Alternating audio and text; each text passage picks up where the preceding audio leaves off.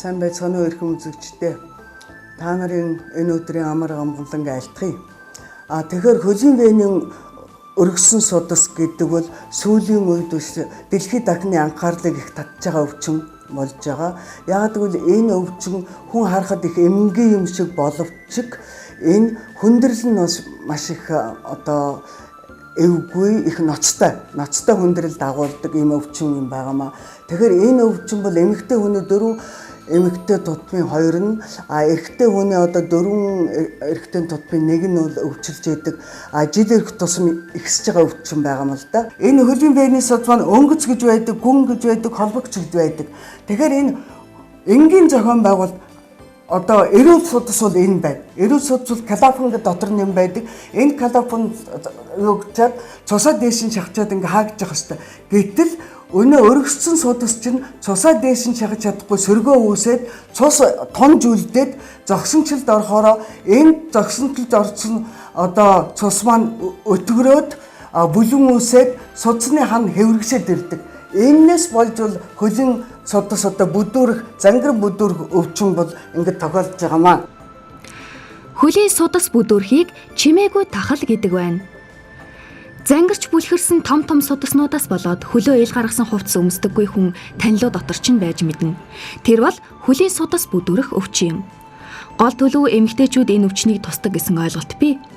Европт 3 эмэгтэй тутмын 1 нь энэ өвчнөр өвддөг болсон тул өдгөө чимээгүй тахал гэж эмч нар тодорхойлжээ. Төрөлтийн хүндрэл, таргалалт, зогсоо, эсвэл байнга олон цагаар суудаг ажил, хэд хүнд зүйл өргөх, осол зэргээс шалтгаалan энэ өвчин үүсдэг байна. Харин дан ганц эмэгтэйчүүд тусдаг гэх нь өрөөсгөл юм а.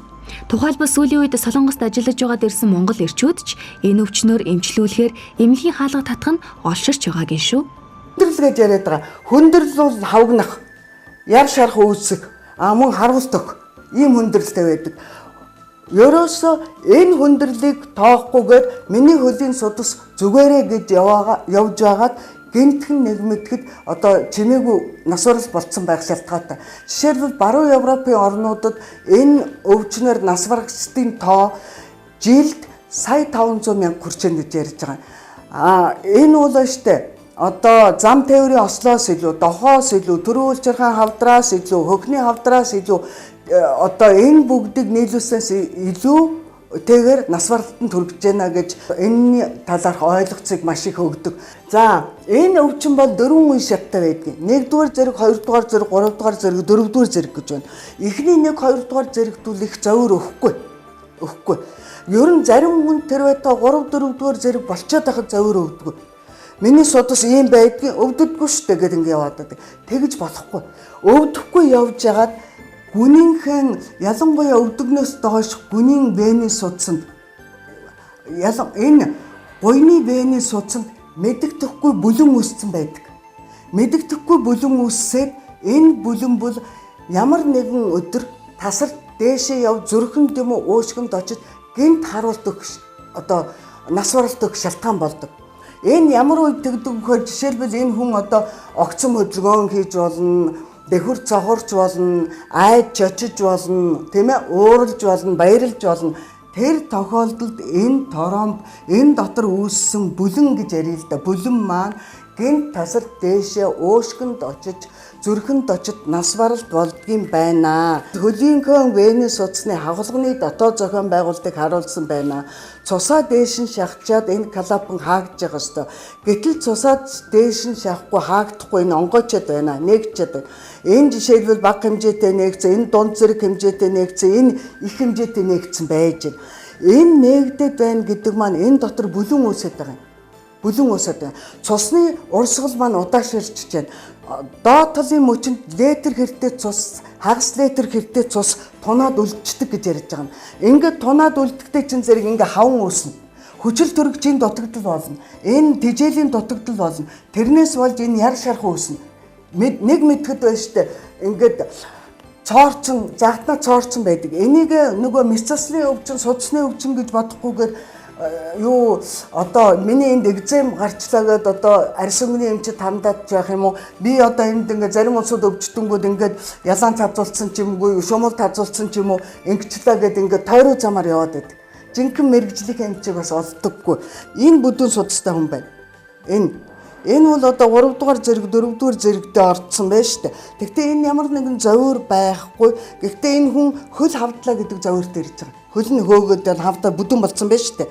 Тэгээ дээр нь нөгөө лимфийн судасны одоо зогсон байдал бас бий болчихж байгаа.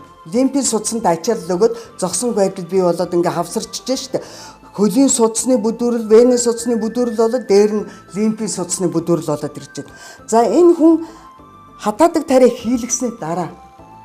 тариа хийлгэсний дараа ийм болж байна. Ер нь эмчилүүлэхгүй яваад байх юм бол энд яр шарх үүсдэг, цоордог. Энэ шаган хэсэгтээ цоорсон байна. Их амархан энэ шаган хэсэгтээ цоордог, анатомийн онцлогтой энд цоордог. За удаан хугацаагаар эмчилүүлэхгүй явал энэ ингээд цоордог. Энэ үл эрэгтэй хүн манайд бас эмчилүүлээд гарсан. Одоо зөв зүгээр оймс өмсөө сайхан явж байгаа. Эмэгтэйчүүд бол нөгөө эхлээд хамгийн түрүүнд эхлэхдээ эрэгтэй гуа сайхных талаас ярьж ирдэг л дээ. Миний хөл одоо ингэж муухай байна. Одоо шорт өмсч болохгүй байна, богино юбг өмсч болохгүй байна, пулаач өмсч болохгүй ингээд дандаа гуа сайхныхаа талаас ярьж ирдэг. Өнөө хүндрэлээ бол мэдэхгүй л дарахгүй. Лимфийн дутагдал болоод энэ хаван үүсчихсэн. Энэ хаван бол баг дээр их сайхан арилна. Зориултын хаван бууруулах оймс өмсгөн билгийн 3 хоногийн дотор энэ байхгүй болно. Энэ хөлийн судсыг онцлоход манайд бол одоо их сайн онцлдог болсон. Дуплекс гэдэг ингээд шинжилгээ хийждэг, цусны өвтгөрлөлтийг нүчдэг. Хөлийн судс бол яг венийн судс бол гаднаас хараад онцлоход нэг ядаад байх нь байхгүй. Гэхдээ гүнийхэн судсанд өөрчлөлттэй байна уу гэдгийг бас ялгаж салгаж онцлох чухал бас онцлогооны маш чухал юм байдаг. Тийм учраас хэрэгцээгүй болсон судсыг одоо хамгийн эмчилдэг орчин үеийн арга бол хатаадаг тариа хийдэг арга, лазер эмчилгээ хийдэг арга, Германд ингэж эмчилж байна, Японд ингэж эмчил. Гүний судас нь өвчлөөгүй байгаа. Холбогч вен нь өвчлөөгүй байгаа. Тэгэхээр ямар ч айхан байхгүй. За хатаадаг тариа хийгээд энийг хэсэг хугацааны дараагаар нөгөө хатаадаг тариа хийсэн энэ газрууд маань судас нь байхгүй болоод хэвийн өнгө гараад ирдэг. Судас бүдүүрэлтэй хүнд бол зовир хөл хавгамж болно. Хэсэг газрын халуун, хэсэг газрын өвдөлт их байдаг. Хэсэг газрын өвдөлт их байдаг. Хэсэг газар улайдаг, хавгандаг. Судас нь бол гүрийгээд ингээд яаж зогсож чадахгүй байна. Чинэрч их өвдөд байна гэж ярьдаг. Эмчилгээнд бол эмийн эмчилгээний арга гэж байна. Оймс эмчилгээний арга гэж байна. Мэсгэслийн эмчилгээний арга гэж байна. Лазер эмчилгээний арга гэж байна. За хамгийн их одоо орчин үед Герман, гадаад Япон энтерд одоо хийж байгаа арга бол лазер эмчилгээний арга байна, хатаах тариа эмчилгээний арга байна, уян оймсны арга байна. Оймс бол маш чухал эмчилгээний ер нь 60-70%. Тэр хэмжээнүүдийг авчиж нөгөө хувь хүний анатом тохируулдаг нэгдүгээр. Хоёрдугаарт оймсаа өмсөхдөө оншиндоо тохируулж өмснө. Жишээлбэл энэ дээд тал нь хамгийн энгийн урьдчилан сэргийлэх зорилготой. Энэ 70 дэнтэй 90 дэнтэй гэж байгаа. Оймсны мөнгө усны багны даралт байна штэ. Зовиртой хөлд өмсөх, өвчлөлтсөн хүнд өмсөх. Одоо энээр бол дооц тун юм да байна. Жишээлбэл зовиртой хүнд өнөөгөө нэг хөлийн судас нь 1-р зэрэг, 2-р зэрэг, 3-р зэрэг, 4-р зэрэг болоод бүдүүрцэн хүнд өмсөх даралт өөр. Энэ жишээлбэл 140 дэнтэй байна. Мөнгө усны багны даралтыг ингэж тохируулсан байна. Мөнгө усны багны даралт биш. Дороосоо яваад одоо эндээ 100% даралт өгөөд ингээд дээшээгээ ингээд багасж явах ёстой байдаг. Оймсыг маш зөв тааруулах хэрэгтэй. Оймсыг жишээлбэл 1-2 дугаар зэрэгт нь зөв тааруулаад өмсчих юм бол заавал хатаах тариа хийх шаардлага байхгүй, заавал мэсцэслийн эмчилгээ хийх шаардлага байхгүй. Хөлийн судас зүгээр болчдөг. Хөлийн судас зүгээр болоход дан ганц оймцоо өмсөө зүгээр болохгүй. Хүйтэн усаар хөлийг дороос нь дээш нь өдөрт хэд удаа шавшчих ёстой. Хамгийн тохиромжтой спорт энэ бассейн. Саунд суугаад иж болохгүй, саун хориотой. Ер нь хөлийн судас бүдүүрсэн хүндийг байж та халуун наран шарах хориотой. 28 хэмээс дээш халуун усанд хөлөө дөрж болохгүй. Халуун шавар эмчилгээ хийлгэж болохгүй. Халуун эмчилгээг эрс хордог. Удаан хугацаагаар 1 цагаас дээш суух, удаан хугацаагаар 1 цагаас дээш зогсоход заавал оймстойгоо тохирсон оймстойгоо зогсож ажиллах юм. Өндөр өсгийтэй гутал өмсч болохгүй. Өндөр өсгийтэй гутал өмсөх юм бол өнөө 140 дэнтэй оймсоо өмсчээд өндөр өсгийтэй гутал өмснө. За хүнд юм өргөж болохгүй. За зөвшөөрөгдсөн энэ дасгалууд байдаг. одоо хөл амраах дасгалууд байдаг. Энийг бол хийж сурах хэрэгтэй. Судасны оймс байна уу? Гэл өөрөө мэдээд авчдаг. Тэр оймс нь нөгөө эмчилгээ болохгүй. Зарим нь бол хэтэрхий чанга болохоор эмчилгээ биш болдог. Нөгөө зүрхний агшилт нь ихс чинь зарим нь сул болохоор бас эмчилгээ болохгүй.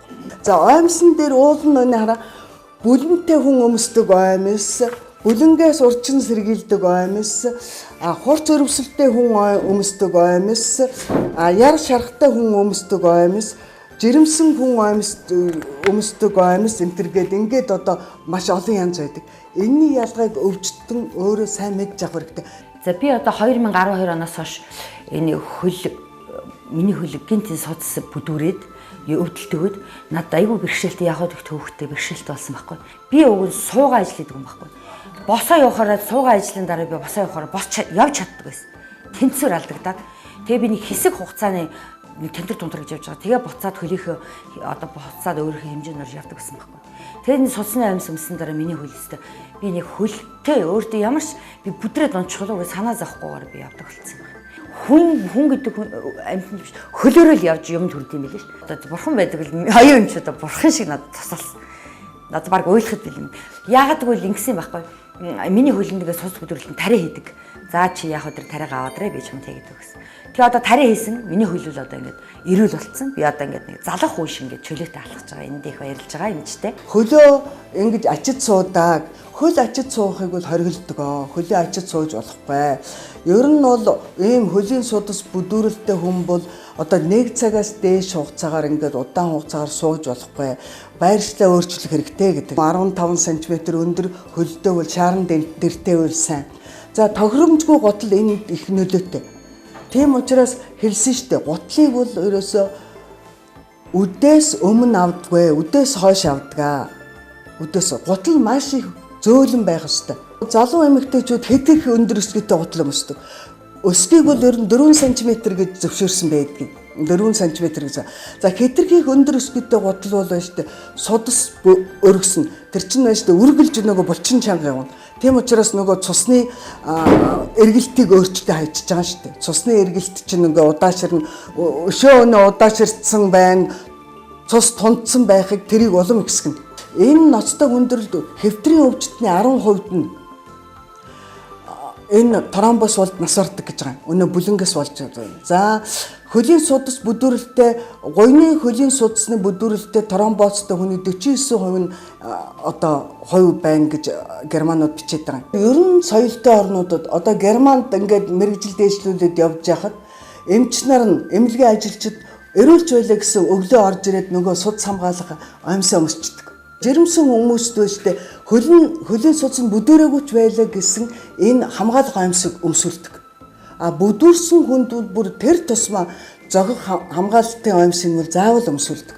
За кесарев шидшийн хийлгэж болно. Одоо жишээлбэл мецастар төрж болно. Зарим хүн бол яхан хүндрэлтэй төрдөг. Тэр хүн бол төрөх орон дээр хагалгааны орон дээр энэ амьсыг бол өрөөсө заавал өмснө. Бүр энэ бол одоо хатуу дүрм хэвтрийн өвчтнүүдэд бол толгой дараалан энэ амьсыг өмсөвдөг. Ингэж бол манайх өрн занших хэрэгтэй.